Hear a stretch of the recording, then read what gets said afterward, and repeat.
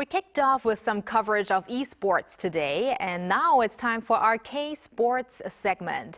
Today we want to look back at the 2024 highlights in the world of sports. And for that, of course, we're joined by our sportscaster, Jason Lee. Welcome, Jason. Hello, Jason. Thank you very much. Looking very festive today. Yeah, it's the end of the year, as you mentioned, so got to get into the holiday spirit by all means. Right. We should have worn some of our Christmas sweaters today, Wilbur. I was looking everywhere for a green elf hat, and I couldn't find it. I wanted to find something to match, but I couldn't find a green elf hat, unfortunately. Maybe next year. Yeah.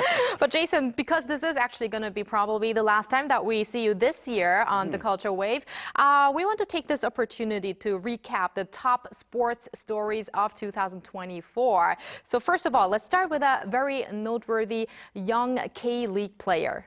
Yeah, you're obviously talking about Yang Min-hyuk of the Gangwon FC. He won Rookie of the Year, youngest player to win Rookie of the Year for K-League 1 in a very, very long time. He's also the youngest Korean ever to sign with an English Premier League team. Scored 12 goals in 38 games, added 5 assists as well in K-League 1. And this story for me is very significant for a number of reasons.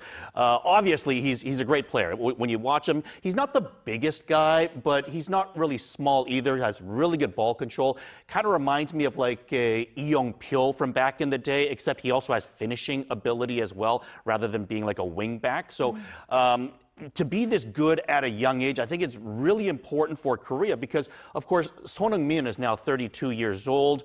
Kim Min-jae is aging as well. Lee Jae-sung, 32 also. A lot of Korea's national teams, their top players, are starting to age a bit. And, of course, now with the World Cup in 2026 in North America, Son Heung-min is going to be 34 years old for that World Cup. So what happens after that 4 years later? So it's going to be guys like Yang Min-hyuk that Korea is going to have to rely on for the future. And there really has been a little bit of a gap after like Lee Kang-in, who is 23 years old right now, which is probably why Korea did not qualify for the Olympics in Paris. For the 23 and under soccer team, they couldn't qualify for the 24 Olympics in Paris. So it shows that the talent gap has been lacking a bit. So to have Yang Min-hyuk come around right now, just 18 years of age and ready to develop into an even stronger player, I think this bodes well for Korea's future in soccer after having a little bit of a speed bump. Definitely a name to look out for in the future, right? Right. And staying with football, it wasn't all smooth sailing this year when it came to the men's national team, obviously with the controversy regarding hiring the team's coach, right? Yeah, that's right. This was actually a very, very big story this year in the sport of football. Of course, Korea finished, they lost out in the semifinals at the Asian Football Championships at the end of 2023. That cost Jurgen Klinsmann his job as head coach of the national team. And because of that, it had a gap. So Korea needed to find a new head coach, and they eventually would hire former head coach Hong Myung-bo. But the problem was the process in which went about that hiring. Hong Myung-bo originally said that he wasn't interested in the job, and the KFA seemed to be looking in Europe for the eventual hire, and it seemed like a big mess in the end. Eventually, they did hire Hong, who was saying that he wasn't interested in the job. So there was a lot of a lack of clarity, and I think it really set a black eye for the national team and the KFA. Now, to set the record straight, I would say that Hong Myung-bo was a very good hiring in the end, and I think the process took the spotlight in the situation as opposed to, the KFA hiring the wrong person. So I think they got the right person in the end. They've haven't lost any games under Hong Myung-bo. I think they've won 4 or 5 games while having a couple of ties and seem to be on their way to another appearance in the World Cup. So I think the national team has been looking good under Hong Myung-bo, but at the time of his hiring, there certainly were a lot of question marks. I thought the story was blown up a little bit out of proportion, but at the same time, it was a huge story in 2024. It was, but now that we have things settled, I hope we can look forward to a much brighter football season next year. Absolutely. All right, so now let's shift gears to baseball and the Major League back when its season started in spring. So why are we talking about the Major League here in Korea? It's because we had an unprecedented game happening right here in Korea. That's right.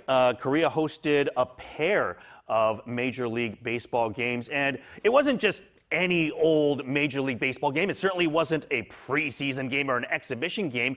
These were the season opening games to the 2024 Major League season. The LA Dodgers and the San Diego Padres both came across the ocean to play the games there as well, of course, joined by the $700 million man himself, Shohei Ohtani, coming straight off the signing of that contract. So this was huge for a number of reasons. I think obviously, Korea has been sending players to Major League Baseball for some time now, and more as of late, the KBO has been sending more players through the posting process. Kim Hae-sung will probably sign with a Major League team in the next week or two, I would imagine. Of course, Lee Jung-hoo went last year. We're seeing more and more players going over. Kim Hae-sung, another one.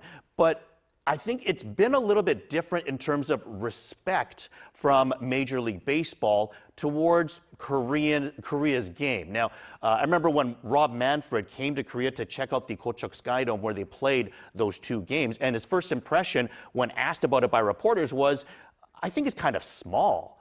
And you could hear a gasp in the press room when he said that because, you know, it's a sense of pride that Korea has finally got an indoor baseball stadium, but I think Major League Baseball sort of looked down on the venue for the time being.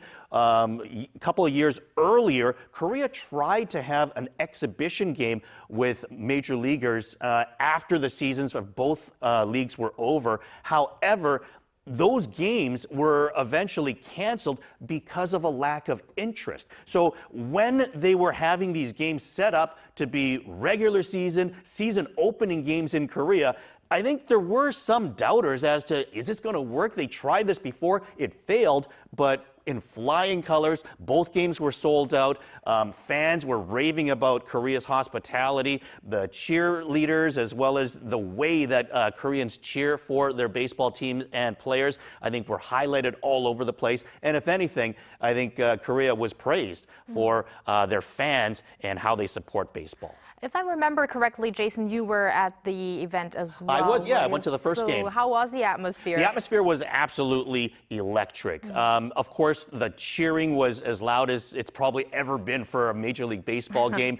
Some of the fans that came in, because there were a lot of fans that came in from North America to support the Dodgers as well as the Padres. And I think some of them didn't know, well, I say most of them didn't know the cheers that the cheerleaders had previously set up for each of the players of both teams. So you could see the cheerleaders trying to encourage people to cheer, but there certainly were some people that, you know, didn't really know the cheers properly. Right. So it was a little bit awkward at times, but it was still a lot of fun and certainly very loud. I can imagine. Yeah. And staying on the topic of baseball, now the Kia Tigers won the KBO season this year, and we cannot talk about this without mentioning the MVP, Kim Do-young. Absolutely. You know, I had the pleasure of actually spending a lot of time in Gwangju to call a lot of home games for the Kia Tigers that, of course, went on to win the championship. But the biggest reason, hands down, that Kia won the championship this year was Kim Do-young. As you mentioned, he was voted the MVP at just 20 years of age. And at such a young age, he went on to hit 38 home runs, steal 40 bases, while also finishing third in the league in batting average with a .247 average. Absolutely ridiculous stats. These are video game numbers that he was putting up for Kia and really setting a lot of excitement back up in the KBO.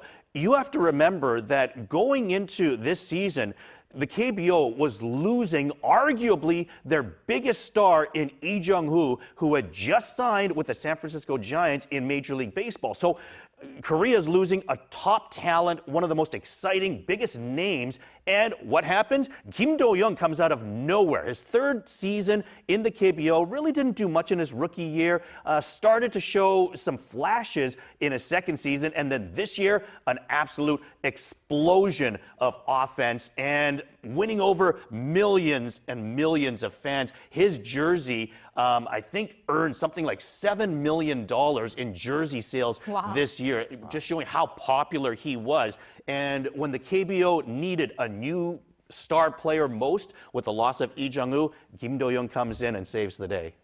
Definitely. Wow. Now, Jason, we have to end with the biggest sports event of the year, the 2024 Paris Olympics. And Korea, actually, Team Korea far exceeded expectations there. And that was probably the biggest story of that, because going into these Olympics, Korea really wasn't expected to do very well. Coming out of the Tokyo Olympics just 3 years previous, Korea only won 6 gold medals in Tokyo. And that was about the projection that the Korean Olympic Committee was saying. They're saying, well, I think we can expect 5 or 6 gold medals. We'd be happy with 7 or 8. They went on to collect 13 gold medals, matching their greatest haul ever, which matched the 2012 Olympics. 5 archery gold medals. They won every single archery event. Of course, Oh Sang-uk made a huge name for himself in fencing, winning 2 gold medals there. And I think he's made a name for himself. I see him in beer commercials everywhere still. Yes. So he's obviously made a huge name for himself in this sport. And Korea, when they weren't expected to do well, really shocked everybody. Well, maybe in years to come, we should lower our expectations so that we can exceed them again. There you go. That's what I try to do every broadcast, so I can tip. Do better.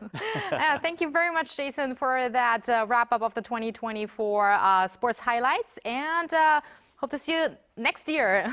Look forward to it. Happy New Year. Happy New Year. And thank you, Walter. Not Happy New Year to you yet. We're going to see you back next week. See you next week.